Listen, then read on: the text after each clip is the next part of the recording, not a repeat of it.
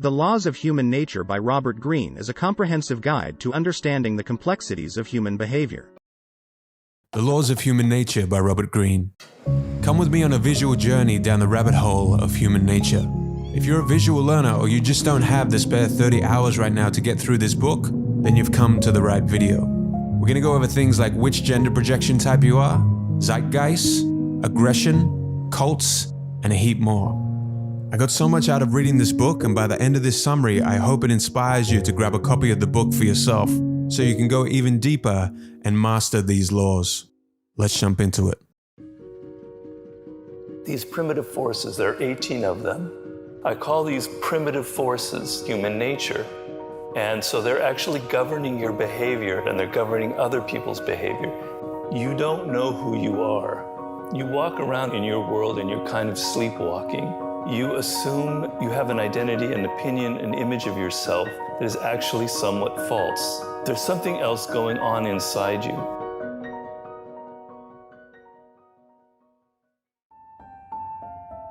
Law 10. The Law of Envy.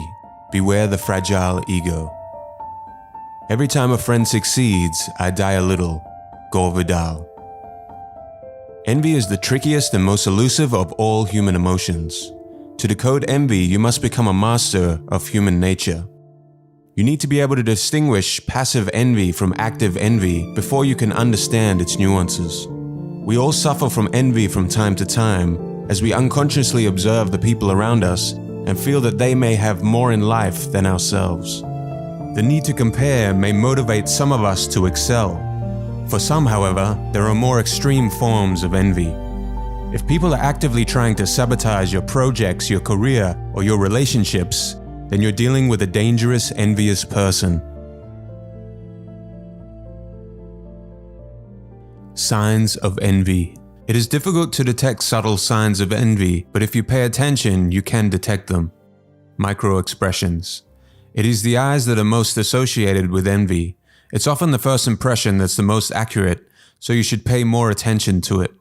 The envier will momentarily look at you with disdain and hostility. Sometimes the look is only noticeable by accident, but if you notice such looks in your first encounter with someone and they happen more than once, a dangerous envious person could be lurking into your life.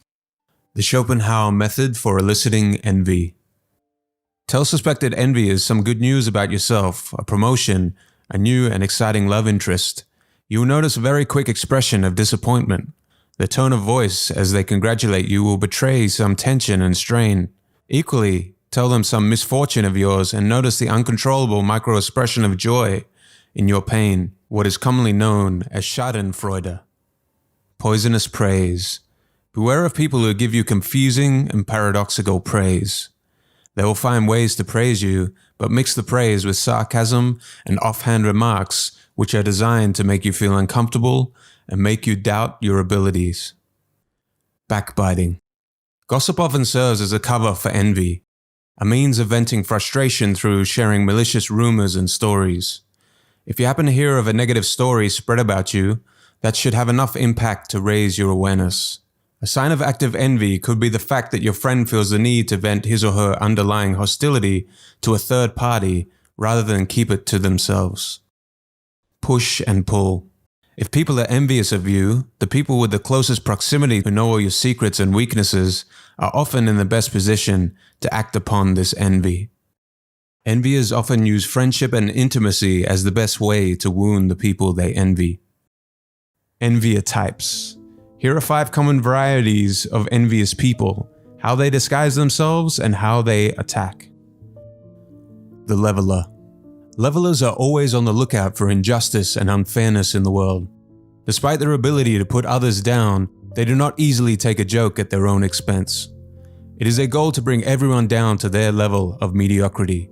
Levelers cannot identify or value excellence in anyone. Be aware of these people, especially in the workplace. Such individuals will try to make you feel guilty for being ambitious to try and cover up their own ambitions to succeed. Levelers are people who want to bring you down when they see you rise above them. The self-entitled slacker. People today rightfully feel entitled to success and a good life, but they recognize that they will need to sacrifice their time and work hard. Self-entitled slackers believe that they are entitled to success and the finer things in life. These people are plagued by narcissism and insecure about their own abilities to get what they want. Keep an eye out for those who prefer to maintain their positions through charisma rather than by putting in the hard work to get things done. The status fiend. Humans are very sensitive to their rank and position within social groups. Status for some people, however, is more than a way to measure social position. It is the most important factor in determining how valuable they perceive themselves to be. Status fiends will ask you about your income, whether you own your home, and what type of neighborhood you live in. It is common for such types to demonstrate their status in an opposite direction, portraying themselves to be monk-like, but in reality they secretly yearn for the luxury they cannot afford. When you're around this type of envier, try to hide or at least downplay anything that might trigger envy. The attacher. These types are attracted to the successful or powerful, not in admiration but out of envy. They will do anything they can to make themselves useful, but they lack their own purpose and they want to get some of that attention and success the high achiever is getting, without all the hard work. They hate the fact that this person is getting more than them. The insecure master. For some people, having a high position increases their insecurities. They fear subordinates who may possess more talent than them with an envious gaze. They may fire people for strange reasons or discredit your outstanding projects. Keep an eye out for signs of insecurity or envy among those above you. Envy triggers. While certain personality types tend to be more prone to envy than others, you should be aware that certain situations can cause envy in just about anyone. Older people and people whose professions are fading tend to have a fragile ego and can easily feel envious of others. When a woman achieves high levels of success, other women and men feel inadequate, leading to jealousy and animosity instead of appreciation. In order to deflect envy, it becomes even more important for successful women to play the humble card. The best way to deal with an envy attack is to control your emotions. As a result of social media, envy is more common today than ever before. We all have a low level of envy within us, which can be exacerbated by reading something or seeing something that makes us feel insecure. Beyond envy. Envy thrives in environments where people see each other every day, whether they are colleagues in a corporation, family members, neighbors, or peers in any type of group. Considering that our brains cannot stop comparing, we should redirect this mechanism into something constructive and creative. Human greatness is to be admired. Admiration is the opposite of envy. We acknowledge people's accomplishments, celebrate them without feeling insecure. Our species' potential is to be celebrated when we recognize someone's greatness. Gratitude is the best antidote to envy. Engage in downward comparisons. We often compare ourselves with people above us and we become envious. Instead of always looking upwards, look downwards from time to time. Compare yourself to people who are lower than you socioeconomically, not in a superior manner, but in a way that gives you gratitude for the things that you do have in your life that so many others do not. Schadenfreude, the experience of gaining pleasure from another person's suffering, is closely related to envy. Instead, follow what Friedrich Nietzsche called Mitfreude, which means joying with. Instead of simply congratulating someone on their success, you should instead attempt to actively feel their joy. Try to feel what they must be feeling in their moment of success. Practicing Mitfreude increases your ability to feel this emotion in relation to your own experiences. Law 11, the law of grandiosity. Know your limits. The gods are merciless with those who fly too high on the wings of grandiosity, and they will make you pay the price.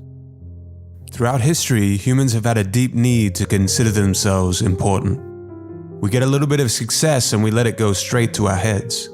We feel superior to others. We amplify our successes and we take all the credit. We downplay any role that luck or the contributions of others may have played in our success. As soon as the perception of our greatness and brilliance differs too much from reality, we become grandiose. Seek out signs of excessive grandiosity in others and in yourself. Grandiosity has become exponentially more prominent today as a result of the following factors: the The number of people who receive pampering attention as a child is greater now than ever before. A growing number of people are showing little or no respect for authority or experts in general. And social media is amplifying grandiosity. We allow the attention of others to inflate our egos, and social media gives us almost limitless capabilities to expand our presence and to create the illusion that we can attract thousands or even millions of adoring followers to us. More than anything, it is social media that spreads the grandiosity virus. The grandiose leader.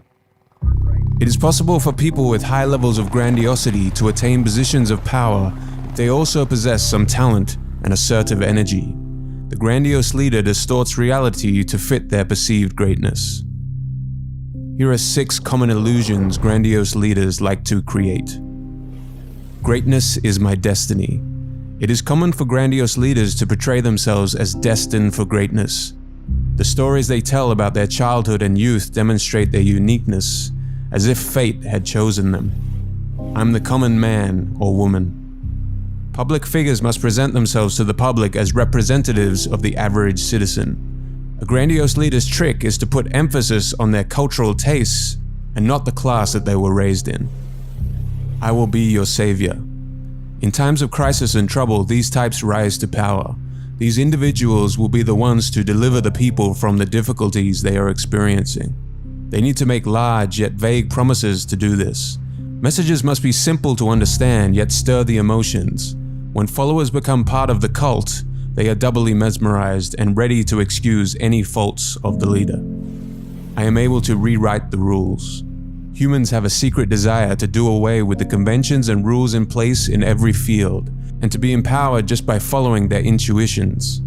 Secretly, we are excited and wish to believe grandiose leaders when they proclaim to have such powers. Everything I touch turns to gold. In order to create the legend that they have never failed, those with grandiose tendencies will exaggerate their success. If they had setbacks or failures in their career, other people were always to blame. I'm invulnerable. The grandiose leader likes to take risks, but this boldness is often reckless and mismanaged. In essence, their decisions are influenced not by rational considerations, but by the need for fame and attention, and the reality eventually catches up with them. Practical grandiosity. Grandiosity is a form of primal energy we all possess. Here are 5 basic principles that are essential for redirecting this energy and attaining a high level of fulfillment. Be honest with yourself about your grandiose desires. You must be honest with yourself and admit that we all want to feel important and noticed by others. Only then can you channel your energy into something useful and productive. Focus your energy. Avoid scatterbrained thinking and moving from one idea to another. Don't try to solve too many problems at once and break your goals into smaller steps. Your goals should be attainable in a matter of months and not years. Keep in touch with reality. Let your imagination run free, but don't expect your ideas to be perfect. You will be able to create something practical, powerful, and realistic by listening to criticism and maintaining an ongoing dialogue between your imagination and reality, which is your feedback. Make sure to challenge yourself according to your abilities. Continuously be seeking challenges just above your current skill level. Attempting projects below or at your ability level will make you easily bored and you will lose focus. Don't hold back your grandiose energy. Think of your energy as a wild animal that needs to roam free now and then, or it will go mad from restlessness. Try learning a new skill in a different field, or start that business that you once considered as unattainable or a distraction. Law 12, the law of gender rigidity. Reconnect to the masculine or feminine within you. Do not be afraid to bring out the more sensitive or ambitious sides to your character. These repressed parts of you are yearning to be let out. We all have a mixture of masculine and feminine qualities which are due to our genetics, but also the influence of the parent of the opposite sex. But in order to play the gender role expected of us by society, we tend to repress some of these qualities, and we lose important dimensions of our character. You need to look within yourself and discover those traits that are repressed and underdeveloped. Psychologist Carl Jung identifies these different dimensions of our character as the anima, which is the unconscious feminine part of a male, and the animus, the unconscious masculine part of a female. When we fall in love, we become victims of emotions that we cannot control. We make decisions about partners we cannot rationally explain. And our bad choices of partners are often repeated over time, as if we are driven by some demon deep within ourselves. It is common for relationships to fall apart due to miscommunications on both sides. And without knowing the reasons for the breakdown, we will go through the exact same process with the next person. Gender projection types. The variation of gender projections are infinite, but here are the 6 most common types. As we go through these projections, try to recognize any tendencies towards one of these forms of projection within yourself. Furthermore, watch out for how people will project their desires and fantasies onto you. The devilish romantic. The woman who is usually drawn to a man who is older and successful and who can lavish her with attention and gifts. In order to attract his attention, she decides to seduce him. After time, however, she realizes that his masculine, powerful, and romantic qualities fall short of what she imagined. The attention she gets is not sufficient or does not last long enough. She is powerless to change him, and he will not change, so he walks away from her. A woman in this scenario has become trapped by the attention paid to her by her father in early childhood. It becomes her lifelong goal to reclaim that attention and the power that came with it. To attract this attention that they desire, they have to constantly be flirtatious and charming.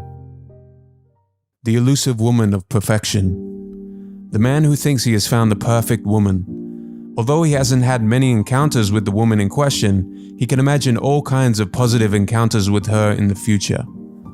Despite his best efforts, he will quickly become disenchanted. Her character is not what he thought it would be. She deceived him.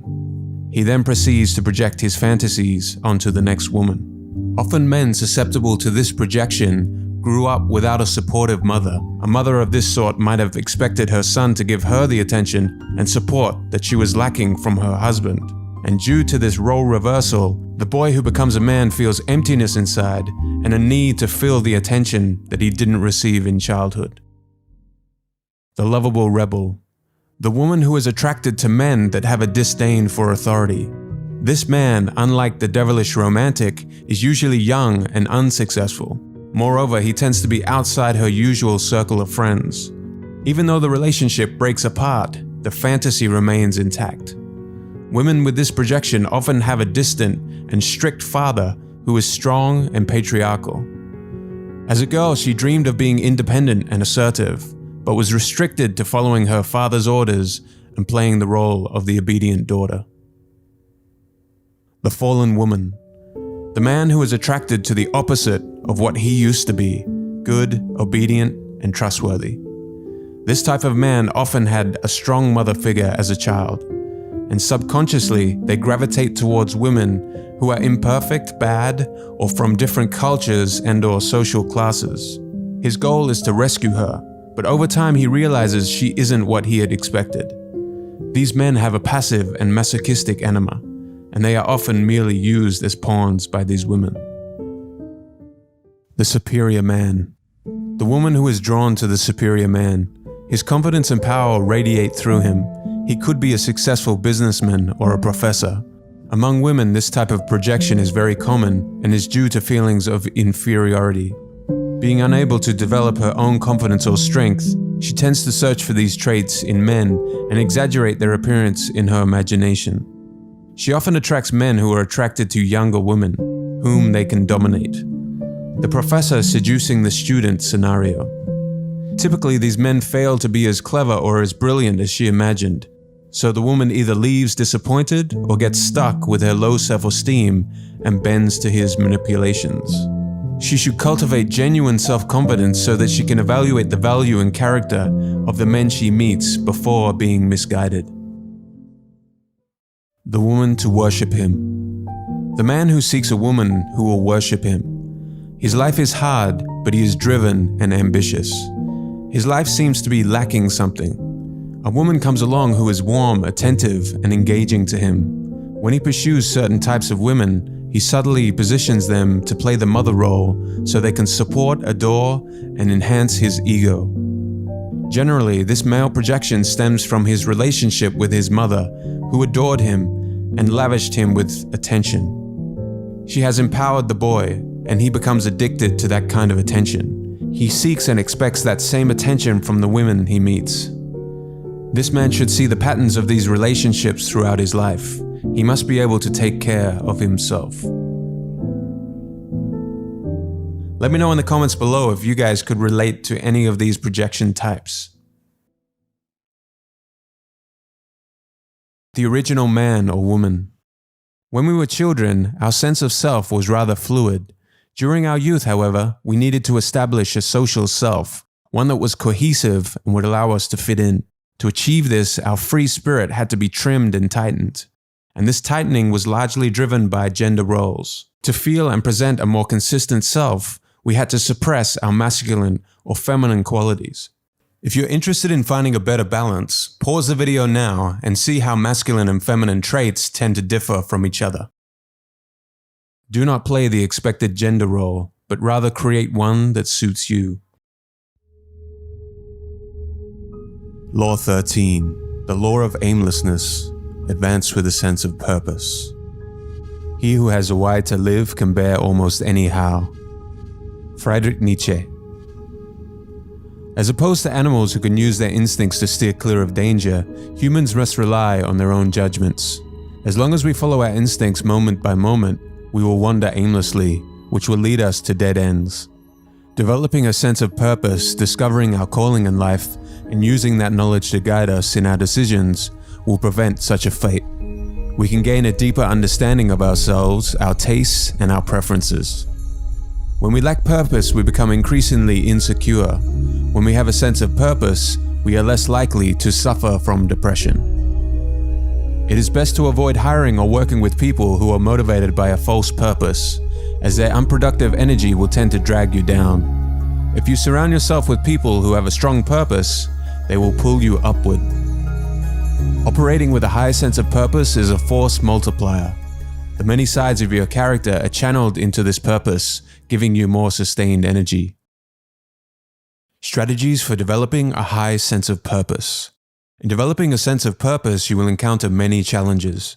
Others may distract you from finding your true direction by instilling doubt in your heart. You can overcome these obstacles by using the following 5 strategies.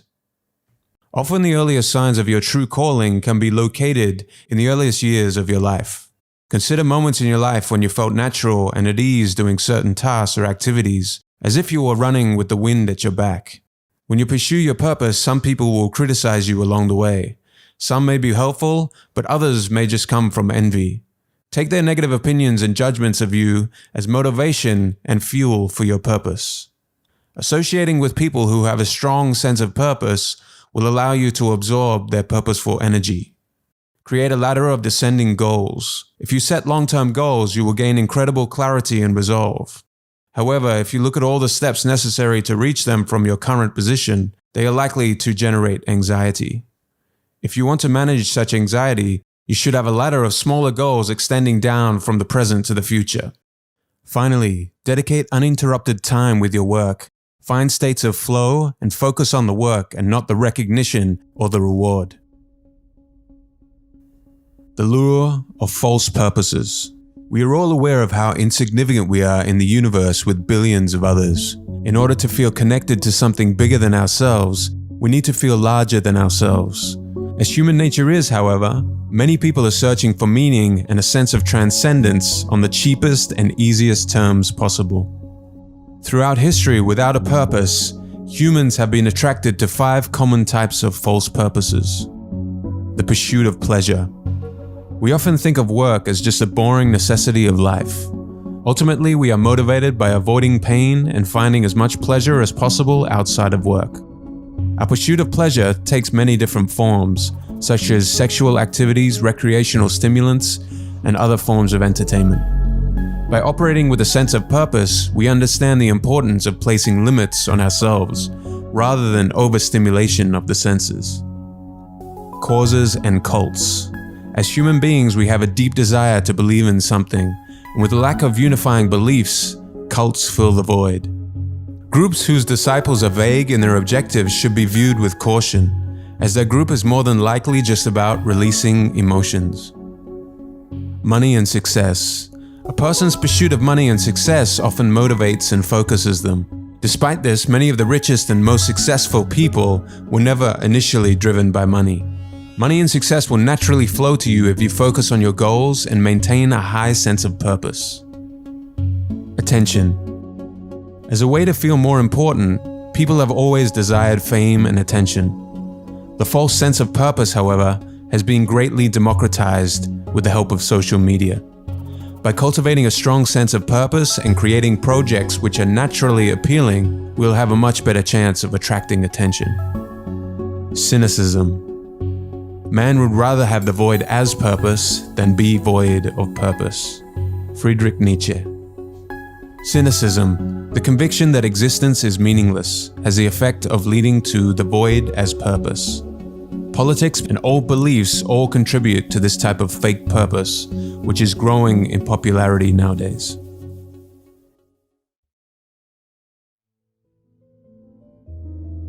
Law 14. The law of conformity. Resist the downward pull of the group. When people are free to do as they please, they usually imitate each other. Eric Hoffer. The social personality is the different person that we become when we are operating in groups of people. It is a side to our character that we are rarely even aware of. In a group, we unconsciously imitate what others say and do. There is no positive or negative side to the social force. It is simply an aspect of our human nature. The individual effect. The desire to fit in. In order to feel like we belong or fit in with a group, we tend to alter our appearance or adopt its ideas, beliefs, and values. The need to perform. We become actors in the group, guiding what we say and do so that the other team members accept us as loyal members of the team. Emotional contagion. We experience the contagiousness of emotions through the group. The group may compel you to act in ways that you would otherwise not if you were alone. Hypercertainty. In the group, we are driven to make urgent decisions and support them. This gives us a sense of certainty that makes us more open to taking risks. You should never give up your ability to doubt, reflect, or consider the other options that differ from the group. The larger the group and the more established the culture over time, the more likely it will control you than the other way around. Group dynamics. You must study the following dynamics in the groups in which you belong. Group culture. Groups carry some dynamic of culture, from countries with long-standing traditions all the way down to a company or even an office. An ideal state will always be the center of the group's culture and spirit. Group rules and codes. The distressing effect of disorder and anarchy are experienced by all groups. Therefore, standard rules and how to conduct oneself quickly emerge and are established. They are not written down, but they are implied by all group members. The group court. In any chimpanzee colony, you will observe an alpha male and other chimpanzees adapting their behavior with him, following, imitating, and trying to strengthen their bonds with the alpha. Essentially, this is the pre-human version of the court, or the social dynamic. Despite the difference in appearance, the behavior and strategies of the courtiers continues to be very similar. The group enemy. In the groups you belong to, you will almost certainly find some sort of enemy or villain to fight, be it human or otherwise. Group factions. As a group becomes large enough, individuals start to form factions. A faction, left unchecked, can grow so powerful it takes control of the leaders. By creating an enthusiastic and unifying environment in the group, factions become less desirable, which tightens the whole group. The court and the courtiers. In any group dynamic, there will be a struggle for power. There will be some form of group court, with an alpha leader at the top and subordinate leaders with whom people try to get close to. Understanding the court's dynamics is crucial. Be able to identify the types of courtiers, such as the intriguer, who appears loyal to the group, but is secretly accumulating their own power. The stirrer, who hides their envy to cause conflict within the group, or the gatekeeper, who uses their position to control the flow of information and isolate the leader. The reality group. Here are 5 strategies if you want to create a healthy group dynamic. Instill a collective sense of purpose. You must capture and channel that social force that compels people to belong and fit in. This can't be a vague purpose, it must be clearly stated and publicized. Assemble the right team of lieutenants. Your fear of delegating authority will be your biggest obstacle. Developing a team of lieutenants with the skills that you lack must be the very first thing that you do. Let information and ideas flow freely. Communication is the lifeblood of any group. Encourage open discussion to build the members' trust. Infect the group with productive emotions.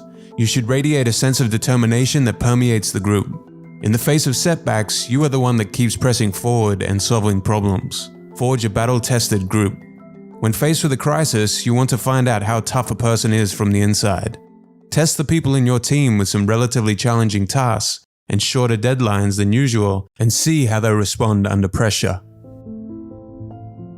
Law 15. The law of fickleness. Make them want to follow you. In the world today, we humans have become more self-absorbed, more tribal, and tenacious in holding on to our narrow agendas.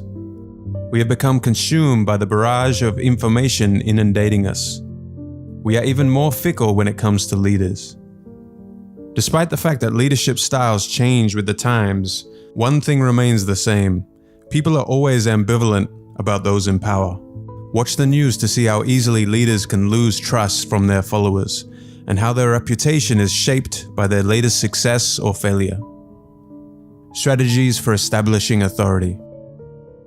Authority is the delicate art of creating the appearance of power, legitimacy, and fairness, while getting people to identify with you as a leader who is in their service.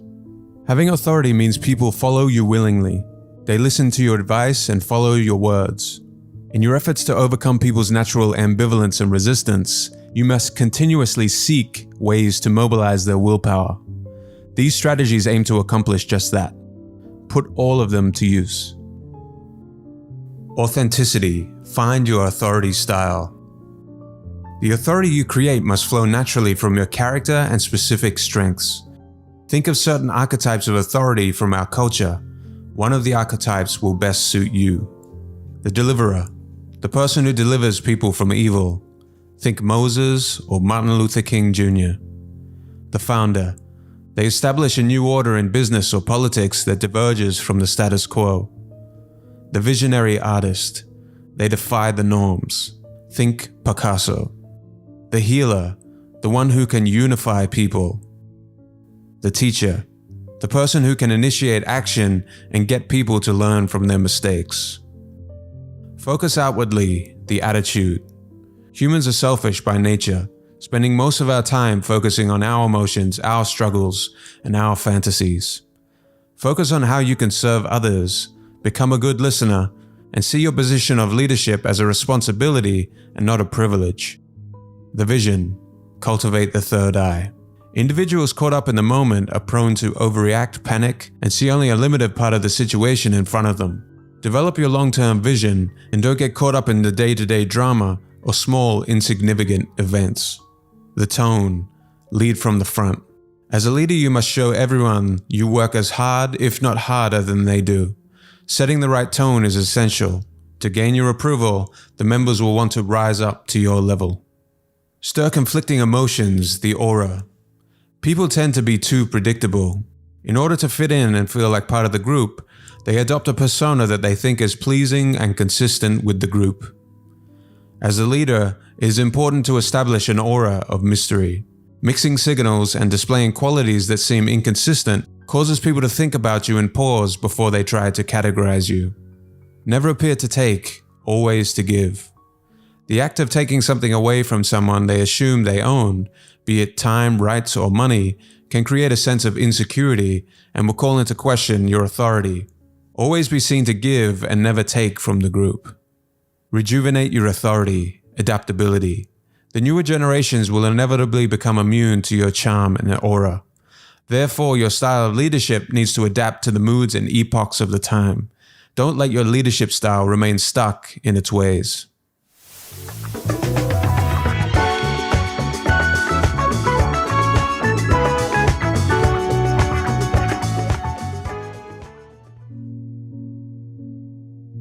Law 16. The law of aggression. See the hostility behind the friendly facade. Men are not gentle, friendly creatures wishing for love, who simply defend themselves if attacked. A powerful desire for aggression has to be reckoned was part of their endowment. Sigmund Freud. On the surface, people around you appear polite and civil, but underneath the mask, we all have an aggressive side in our DNA. People have acted violently and aggressively in the past and present, but we dislike to think of ourselves as someone who can act in that same manner. Human nature is deeply misunderstood in this way. Our species is wired for aggression, and it is latent in every human. Aggression can be used for good, however, it can also lead to antisocial behavior and violence. Despite some individuals clearly being more aggressive than others, we are all capable of slipping towards the negative side of aggression. Human aggression is a continuum, and we all exist somewhere on the spectrum. The source of human aggression.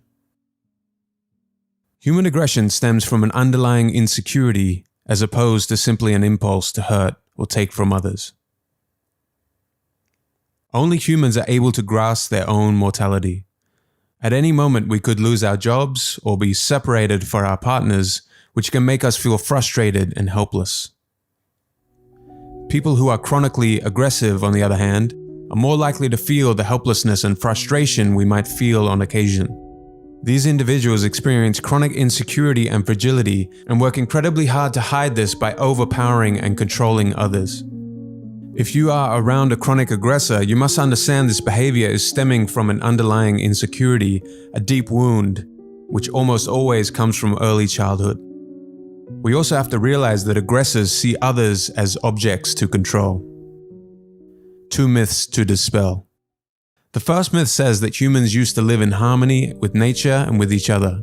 But anthropologists have proven beyond a shadow of a doubt that pre-civilization warfare was every bit as murderous and brutal as anything we are experiencing today. There was little peace between us. The second myth claims that human beings may have by and large been violent and aggressive in the past, but we have evolved since then to become more compassionate, enlightened, and led by our better angels. Still, the signs of human aggression persist as they did in the past. Present-day warfare, genocide, and degradation of the environment paint a different picture from this myth. Redirect your aggressive energy. There are usually 3 main ways in which aggressive energy is expended. 1, you can channel this energy into your work, controlled aggression. 2, you can channel it towards others through your behavior, passive aggression. Or 3, it can be turned inward in the form of self-loathing, which directs our anger and aggression at our own shortcomings. How do you usually handle this energy? Observe how you respond to frustration and uncertainty as a way to judge yourself. Are you prone to lash out, become angry, and do things that you later regret? Or do you internalize the anger and grow depressed? Passive aggression, its strategies and how to counter them.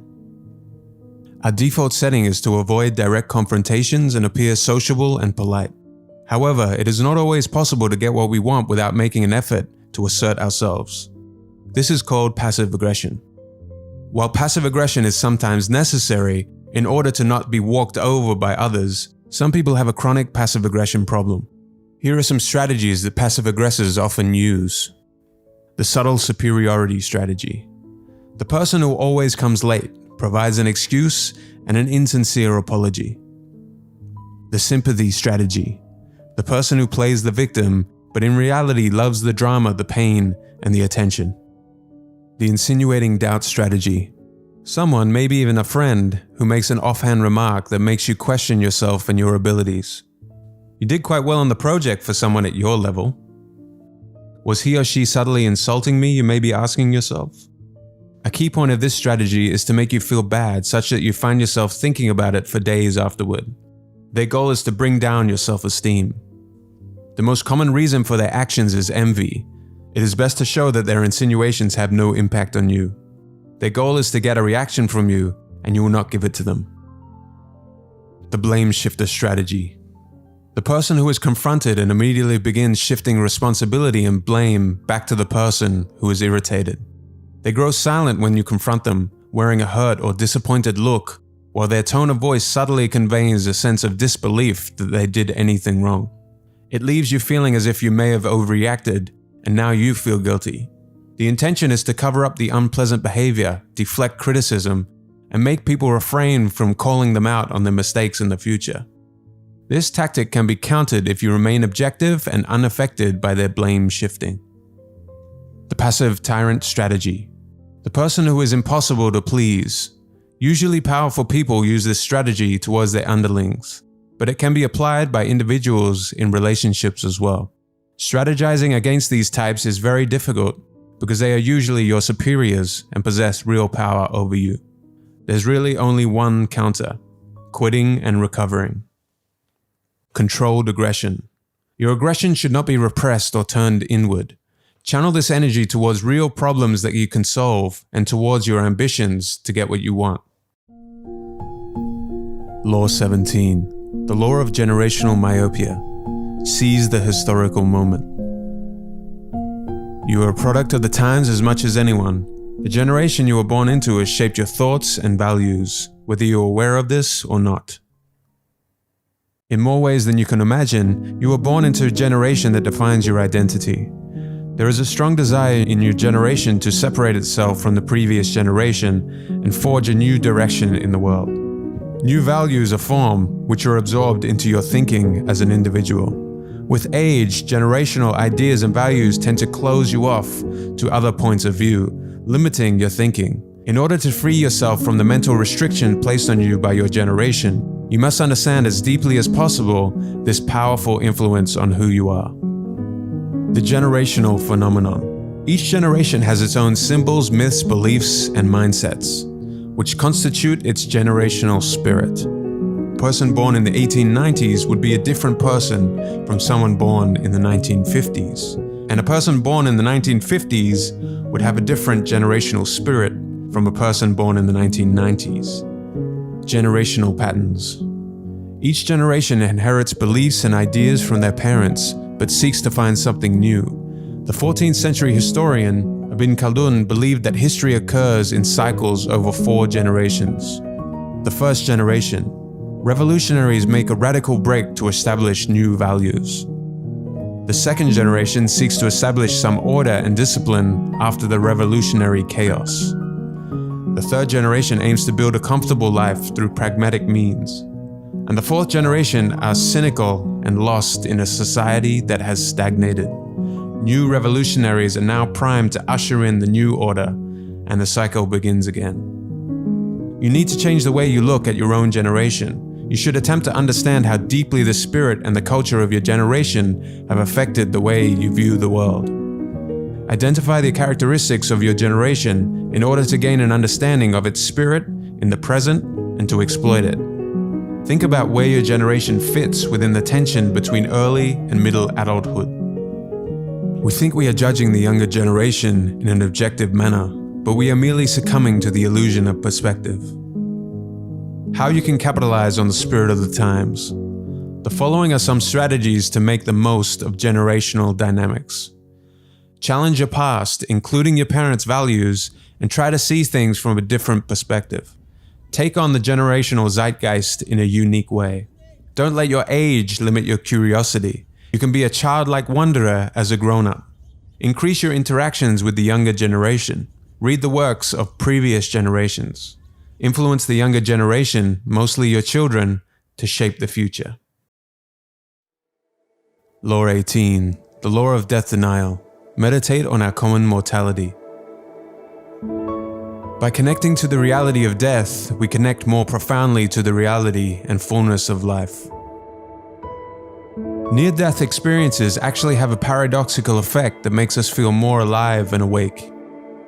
You can make your life more meaningful and productive by being aware of your mortality. Become viscerally aware of death. Take a moment to reflect on death. Visualize yourself at the moment you die, and try to picture what you are doing or where you might be at that time. Remember that your remaining years on this planet are a deadline for completing some sort of life project. While you still have time, work on what matters most to you, including your relationships and your goals. Observe mortality. Consider the billions of people who have come before you, and realize that most of the people on Earth now will no longer be alive in the next 60 years. We are all part of the brotherhood and sisterhood of death. Embracing death will make it easier to cope with all other pain and hardships in your life. Adversity is an opportunity to grow and enlighten yourself. Take time to contemplate the sublime. The infinity of time and space makes our daily struggles seem trivial. Faced with the vastness of nature, our ego seems insignificant. Being aware of your mortality will free you of any insignificant worries. It will allow you to concentrate solely on your life's work and will help you to explore every possibility to the fullest.